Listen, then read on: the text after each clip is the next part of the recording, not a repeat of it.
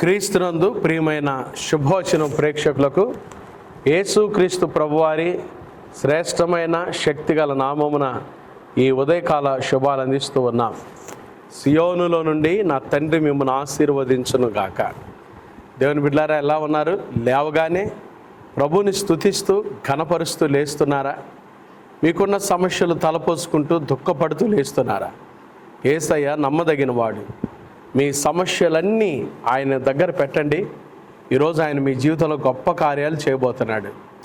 యేసయ్య చేసే కార్యాలు మన కంటికి కనపడవు, చెవికి వినబడవు, మనుష్య హృదయానికి అగోచరములు. అంత గొప్ప కార్యాలు యేసయ్య ఈరోజు మన జీవితాల్లో జరిగించునుగాక. ఈరోజు శుభోచన కొరకు 126వ సంకీర్తన, యాత్ర కీర్తన మొదటి 2 వచనాలు చదువుకుందాం. సియోనుకు తిరిగి వచ్చిన వారిని యెహోవా చెరలో నుండి రప్పించినప్పుడు మనము కల కనిన వారి వలె ఉంటిమి. మన నోటి నిండా నవ్వుండెను, మన నాలుక ఆనందగానముతో నిండి ఉండెను. అప్పుడు యెహోవా వీరి కొరకు గొప్ప కార్యములు చేసినని అన్యజనులు చెప్పుకొనిరి. దేవుడి మాటలు మనందరి మేలు నిమిత్తమై దీవించునుగాక. ఆమేన్. క్రీస్తునందు ప్రియమైన దేవుని బిడ్డలారా, 126వ కీర్తన చాలా అద్భుతమైన కీర్తన.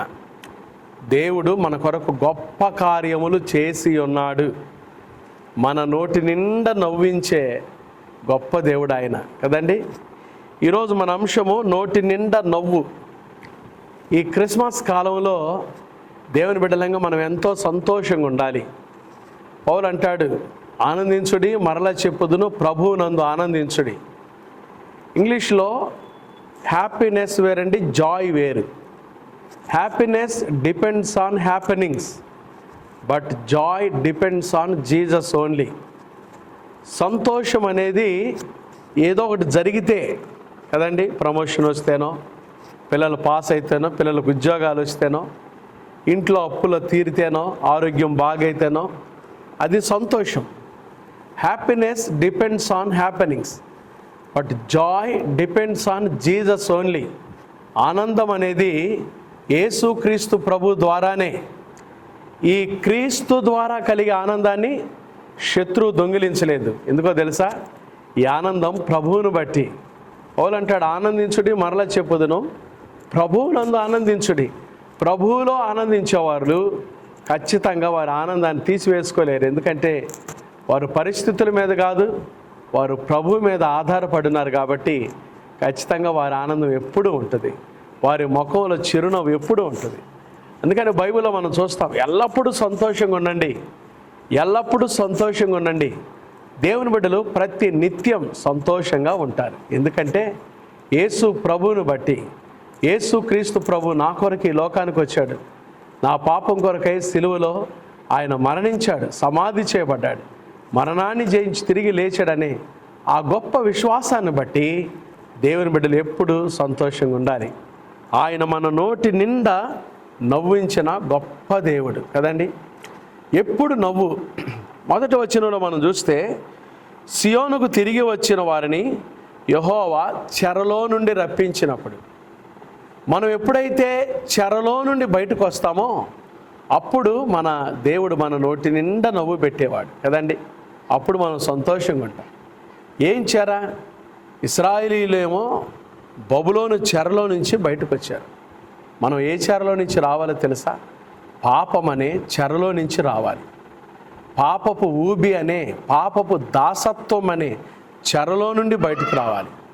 అపవాది కోరలు అనే చెరలో నుండి బయటికి రావాలి. ఇంకా చాలామంది పాపం అనే చెరలో మగ్గి ఉన్నారండి, నలిగిపోతూ ఉన్నారు. పాపపు దాసత్వం అనే చెరలో నలిగిపోతూ ఉన్నారు. నీ పాపం నిన్ను పట్టుకుంటుందని బైబిల్ చెప్తుంది. ఎవరైతే వారి పాపం అనే దాసత్వం అనే చెరలో నుంచి బయటకు వస్తారో కదండి, పాపము చేయు ప్రతివాడు పాపానికి దాసుడు. ఎప్పుడైతే ఆ పాపమనే దాసత్వంలో నుంచి మనం బయటకు వస్తామో, ఆ చెరలో నుండి బయటకు వస్తామో, అప్పుడు దేవుడు మన నోటి నిండా నవ్వు పెట్టే దేవుడు కదండి. క్రిస్మస్లో చాలామంది సంతోషించారు కదా. మరి ఎలిజబెత్ గర్భంలోని శిశువు గంతులు వేసెను. మరియ వందన వచనం వినగానే ఎలిజబెత్ గర్భంలోని శిశువు గంతులు వేసెను. ఎంత సంతోషం! క్రిస్మస్ అంటేనే సంతోషం. యేసు క్రీస్తు ప్రభువులో ఈ సంతోషం మనకు ఎప్పుడు ఉండాలి, మన నోటి నిండా నవ్వు ఉండాలని ప్రభు ఆశపడుతున్నాడు. మన నోటి నిండా నవ్వుంచే గొప్ప దేవుని మనం కలిగి ఉన్నందుకు దేవునికి స్తోత్రాలు చెల్లించాలి.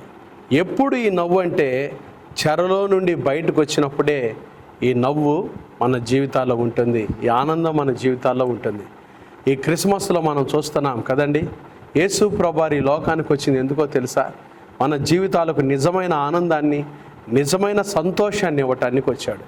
ఈ ఆనందం నీకు కావాలంటే ఇప్పుడే యేసుక్రీస్తు ప్రభువుని మన సొంత రక్షకునిగా అంగీకరించి ఆయనకి ఇష్టమైన జీవితాన్ని జీవిస్తే ఇప్పుడే యేసయ్య నీ నోటి నిండా నవ్వు పెట్టి నేను ఆశీర్వదించాలని కోరుకుంటూ ఉన్నాడు. మన ఆనందం, మనకి ఆనందం లేకుండా చేసేటువంటి 4 విషయాలు చెప్పి నేను ముగించేస్తానండి. మన జీవితాల్లో మన ఆనందాన్ని దొంగిలించే 4 దొంగలు ఉన్నారు. ఫిలిప్పీ పత్రికలో పౌలు రాస్తాడు. ఆ 4 విషయాలు మనం తెలుసుకోవాలి. 1, పరిస్థితులు కదండి. ఉదయకాలం నువ్వు ఎదుర్కొంటున్న ఏ పరిస్థితులైనా సరే నీ ఆనందాన్ని దొంగిలించేవిగా ఉన్నాయా? ఆ ఏ పరిస్థితులైనా ప్రభు చేతికి అప్పగించు. యేసయ్య ఈరోజు నీ జీవితంలో గొప్ప కార్యం చేయబోతున్నాడు. యేసయ్య ఆ పరిస్థితులన్నీ కూడా అవి నీ జీవితాన్ని బాధపరిచే పరిస్థితులైనా, నీ కుటుంబాన్ని వేదన కలిగించే పరిస్థితులైనా అవి ప్రభు చేతికి అప్పగించు. నీ పనుల భారం యెహోవా మీద ఉంచుము, అప్పుడు నీ ఉద్దేశములు సఫలములగునని వాక్యం చెప్తుంది. పరిస్థితులు కాబట్టి ఆ పరిస్థితులన్నీ కూడా యేసయ్యకి అప్పగించండి. యేసయ్య ఈరోజే మీ జీవితంలో నోటి నిండా నవ్వు పెట్టి మిమ్మల్ని ఆశీర్వదించునుగాక. 2వది, మనుషులు. మన ఆనందాన్ని దొంగిలించే 2వ దొంగ, నోటి నిండా నవ్వు లేకుండా మన ఆనందాన్ని దొంగిలించే 2వ దొంగ మనుషులు కదండి. వివిధ రకాలైన మనుషులు మన ఆనందాన్ని దొంగిలిస్తుంటారు. వాళ్ళను మనం ఎలా జయించాలంటే క్రీస్తు యేసు మనసు కలిగి ఆయన ఎంత తగ్గించుకున్నాడో అంతగా మనల్ని మనం రిక్తులుగా చేసుకొని తగ్గించుకున్నప్పుడు వారి ద్వారా మనం జయ జీవితాన్ని పొందుకోగలం. 3వది, వస్తువులు. మన ఆనందాన్ని దొంగిలించే 3వ దొంగ పేరు వస్తువులు. ఈ వస్తువుల మీద నుంచి కదండి, చిన్న చిన్న వస్తువులు. ఈరోజు మనుషులు వస్తువులను ప్రేమిస్తున్నారు, వ్యక్తుల్ని ద్వేషిస్తున్నారు. కానీ వాక్యం చెప్తుంది మనం దేవుని బిడ్డలంగా వ్యక్తులను ప్రేమించాలి, వస్తువులను వాడుకోవాలి, అంతే కదండి. అయితే ఈ రోజుల్లో అంతా ఉల్టా అయిపోయింది. వస్తువులను ప్రేమిస్తున్నాం, వ్యక్తులను వాడుకొని వదిలిపెడుతున్నాం. దేవుని బిడ్డలారా, వస్తువులు ఏవైనా సరే అవి వాడుకోవటం వరకే. దేవుని బిడ్డలంగా మన వ్యక్తులను ప్రేమించాలి, ప్రభు బిడ్డలను ప్రేమించాలి, దేవుని సహవాసాన్ని, దేవుని సంఘాన్ని ప్రేమించి ఆయన బిడ్డలంగా ఆయనకి ఇష్టంగా జీవించాలని ప్రభు కోరుకుంటున్నాడు. 4వది, మన ఆనందాన్ని దొంగిలించేది చింత. అది ఏ చింత అయినా సరే ఈరోజు అది ప్రభు చేతికి అప్పగించండి. పౌలు అంటాడు కదా, దేనిని గురించి చింత పడకూడదు కానీ ప్రతి విషయంలో ప్రార్థన విజ్ఞాపనముల చేత మీ విన్నపములు దేవునికి తెలియజేయుడి. అప్పుడు సమస్త జ్ఞానమునకు మించిన దేవుని సమాధానం మీ హృదయములకు, మీ తలంపులకు కావలి ఉంటుంది. ఆయన మిమ్మల్ని ఆశీర్వదిస్తాడు. కాబట్టి మన ఆనందాన్ని దొంగిలించే ఈ దొంగను పట్టుకొని పాపపు చెరలో నుంచి బయటకు వచ్చి యేసుక్రీస్తు కృపకు పాత్రులమై ఆయన అడిగితే ఆయన మీకు పరిపూర్ణమైన విడుదలిస్తాడు.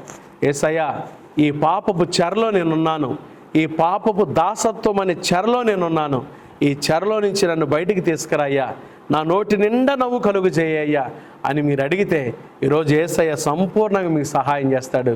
అట్టి కృప పరిశుద్ధాత్మ దేవుడు ఉదయకాలం మన అందరికీ దయచేయనుగాక. ఆమెన్. ప్రార్థన చేసుకుందామండి. మహాపరిశుద్ధుడు అయిన మా తండ్రి, దయగల దేవ, ప్రేమ స్వరూపి, మీకు స్తోత్రాలు అయ్యా. ఈరోజు మాకు ఇచ్చిన నోటి నిండా నవ్వును బట్టి మీకు స్తోత్రాలు. మా కొరకు గొప్ప కార్యములు చేసిన దేవా స్తోత్రాలు. ఎప్పుడు ఈ నవ్వు అంటే చెరలో నుంచి బయటకు వచ్చినప్పుడు ఈ నవ్వు అని మేము విన్నాం. ఇంకా చాలామంది పాపం అనే చెరలో, పాపపు దాసత్వం అనే చెరలో, అపవాది ఊబి అనే చెరలో ఉన్నారయ్యా. నాశనకరమైన గోతుల నుండి పైకి లేవనెత్తే గొప్ప దేవుడు మీరు. నీ బిడ్డలు ఆ చెరలో నుంచి బయటికి రావడానికి సహాయం దయచేయండి. పరిపూర్ణమైన విడుదల దయచేయండి. ఒక్కొక్కరి మీద మీ ఆశీర్వాదం దయచేయండి. కుటుంబాలను మిక్కిలి దీవించమని ప్రార్థన చేస్తున్నాం. చూస్తున్న బిడ్డలందరికీ నోటి నిండా నవ్వుండునుగాక, నీ బిడ్డల చింతంతా తొలగిపోనుగాక సహాయం దయచేయండి ప్రభా. ఎవరైతే అనారోగ్యంతో ఉన్నారో యేసు నామములో వారిని ముట్టి బాగు చేయండి నాయన. ఎవరైతే ప్రభా హాస్పిటల్ ఐసీయూలో ఉన్నారో నీ బిడ్డలు ముట్టి బాగు చేయండి ప్రభా. ఈ దినం ప్రయాణం చేస్తున్న ప్రయాణికులకు క్షేమం దయచేయండి. చిన్న బిడ్డలు మొదలుకొని పెద్దవారి వరకు వారు వెళ్తున్న స్కూల్స్, ఆఫీసులు, కార్యకలాపాలు, రాకపోకల్లో మీ కృపా క్షేమాలు తోడుగా ఉంచండి. మా తండ్రి, ఈరోజు ప్రభా పుట్టినరోజులు, వివాహ వార్షికోత్సవాలు, శుభకార్యాలు జరుపుకుని బిడ్డలను మిక్కిలి దీవించండి. వ్యాపారం చేసుకుంటున్న వారి వ్యాపారాలు దీవించండి. చేతుల కష్టార్జితం చేసుకుంటున్న వారి చేతుల కష్టార్జితం దీవించండి. పెట్టుబడులు దీవించండి. అలాగే ప్రభా కష్టార్జితం చేసుకుని బిడ్డలను దీవించండి. ఉద్యోగస్తులను దీవించండి. నిరుద్యోగులకు ఉద్యోగ భవిష్యత్తు దయచేయండి. అయా ఏకాంగులను సంసారులుగా చేయండి. గర్భిణీ స్త్రీలకు సుఖమైన ప్రసవం దయచేయండి. గర్భం లేని తల్లులు ఎవరైతే ఉన్నారో యేసు నామములో వారి గర్భములు తెరవబడును గాక. నీ కృప కలుగును గాకయ్యా. సహాయం దయచేయండి. పరీక్షలు రాస్తున్న బిడ్డలకు విశేషమైన జ్ఞానం దయచేయండి. ఈ దిన జీవిత యాత్రలు ఎదుర్కొని పోయే ప్రతి శోధన, కీడు, దుష్టుడు, అపాయం తప్పించి క్షేమాన్ని, కృపను దయచేయమని ఈ దినమంతట్లో మాకు తోడుగా ఉండి ఒక్కొక్కరి మీద మీ ఆశీర్వాదాలు కుమ్మరించమని అయ్యా తండ్రి, ఈ శుభోచనలో పాల్గొన్న బిడ్డలు ఏ సమస్యల చేత నలిగిపోతూ ఉన్నారో వారికి విడుదలిచ్చి, సేవకులను దీవించి, వారి పరిచయాలను దీవించి మీరు ఆకడి కొరకై మమ్మల్ని సిద్ధపరచమని ఈ క్రిస్మస్ కాలంలో నిండైన సంతోషం, నిండైన ఆనందం మాకు దయచేయమని యేసు నామమున ప్రార్థిస్తున్నాము తండ్రి. ఆమేన్. త్రియేక దేవుని ప్రేమ, కృప, సమాధానములు ఈ ఉదయకాలం ఈ శుభోచనలో పాల్గొన్న దేవుని ప్రియులందరికీ, సంఘమంతటికి, సిబిసి పరిచర్ల కుటుంబాలకు, సార్వత్రిక సంఘానికి, సకల పరిశుద్ధులకు ఇప్పుడు ఎల్లప్పుడు ప్రభు రాకడ పర్యంతం తోడైనుగాక. ఆమేన్.